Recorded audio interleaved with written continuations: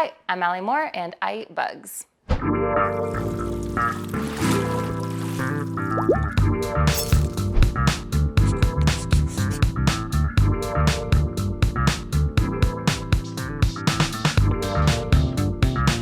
Hi, I'm Allie. I grew up in Los Angeles, California, and I went to Yale for public health.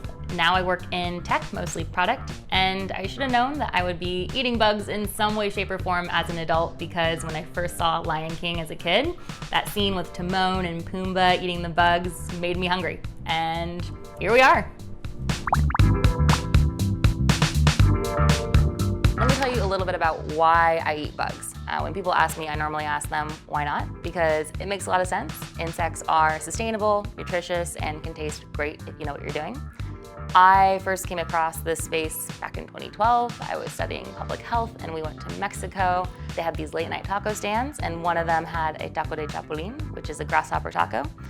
Tried that, it was delicious, went home and was trying to find out where to buy bugs in the States to prank my family for Thanksgiving. And at that time, there was not a lot out there about edible bugs, so I ended up having to call these people I found online that were doing things like cricket farms, and I fell in love with their mission. They were passionate pioneers in a new space doing something totally out of the norm. So I started blogging about it, and I started hosting things like bug and wine pairings and bug dinners to try to get people in a space where they'd be a little bit more open-minded. So today, 7 years later, I am working with a bunch of different bug companies trying to really normalize the activity and raise awareness about something that could be really helpful in the future of our food system. An entomologist is somebody who studies insects. And in our space, we have an entomophagist, which is somebody who eats insects. So oftentimes people ask, what do I call you?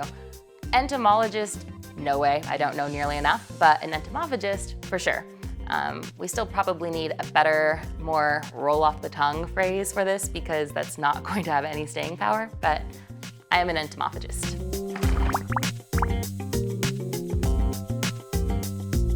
One thing I like to tell people about eating bugs is that it's not a new health trend. People actually have been eating bugs for thousands of years, and currently 2 billion people eat insects. Not as part of a regular meal, but a lot of different cultures have them as part of cultural dishes or whatnot.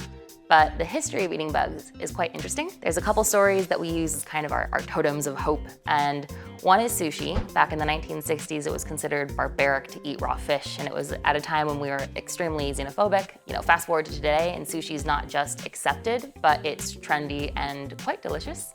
Another favorite story is the story of lobster, where a number of years ago, I guess in Maine, they would serve prisoners lobster. And I guess if you go in the ledgers today, you can still find there was a law made that it was considered cruel and unusual punishment to feed prisoners lobster more than 3 times a week.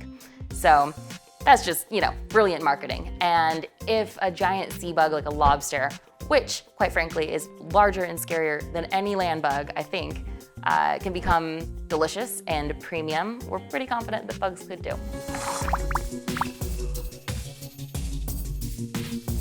Insects make a lot of sense to eat, not just because they can be delicious, but because they are much more sustainable and nutritious than other forms of meat. So if you think about a cow, for example, and a cricket, the crickets will take less water to raise, less land to raise. They have an extremely efficient feed to body mass conversion ratio, which basically means they're good at turning what they eat into something we can eat.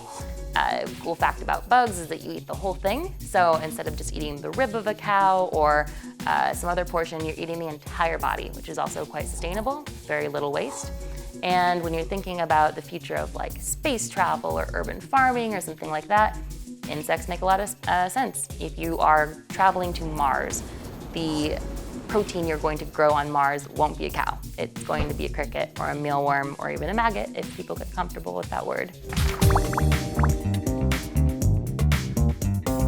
A lot of my time is spent figuring out how to get people to consider trying their first bug, and I call it the mission to open minds and mouths. But it's not an easy task. I have literally seen everything from a woman bringing bacon to wrap bugs in at an event secretly, Yeah, I've seen it all. But what I've found is that although we in the bug community want to market with sustainability and nutrition, people actually don't care as much. They don't make purchasing decisions based on that. Instead, what really gets to people is flavor and taste. So our focus is on getting chefs and other really talented individuals, maybe even a cocktail artist, to work with insects and make them delicious. And in that way, I think we'll get more people to try their first bug.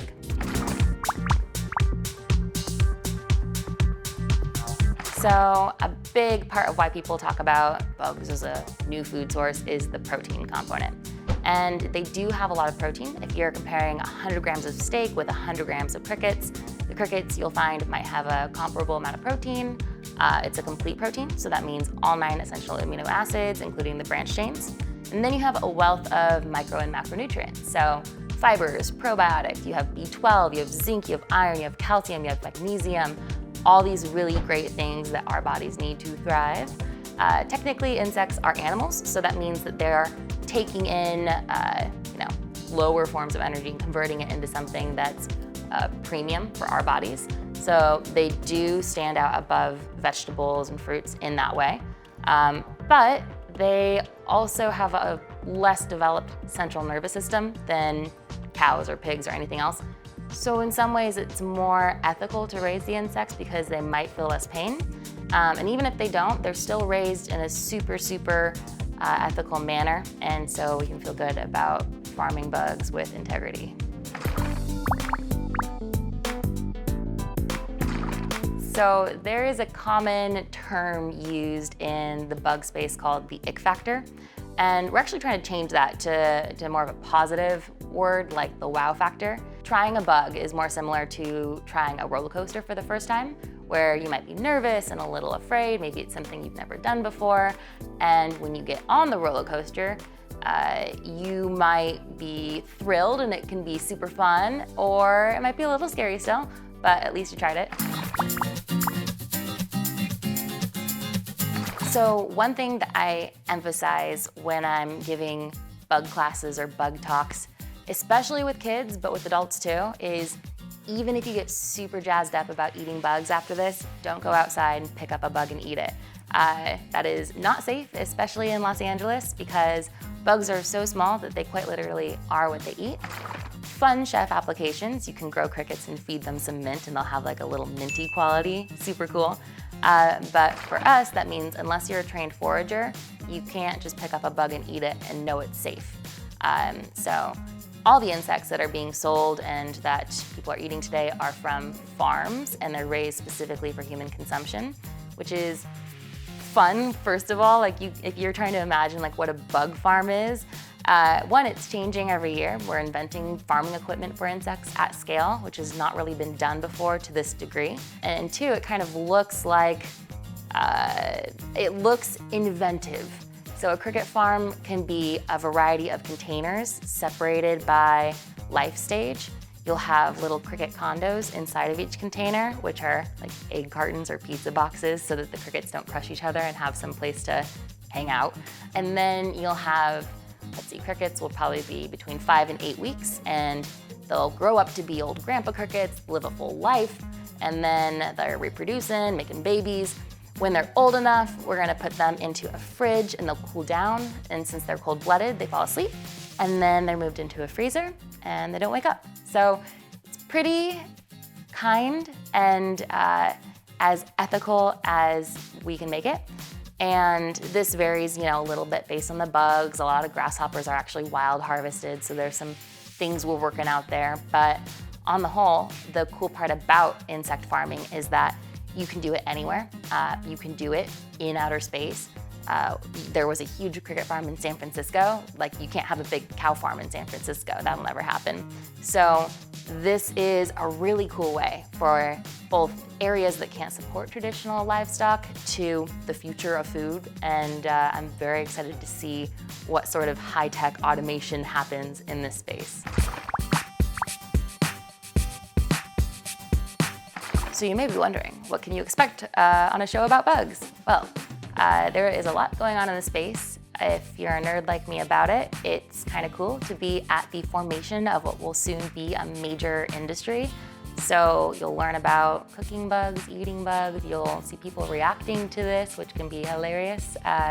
And we'll dive into a very new and very uncomfortable for some, but extremely educational and entertaining content.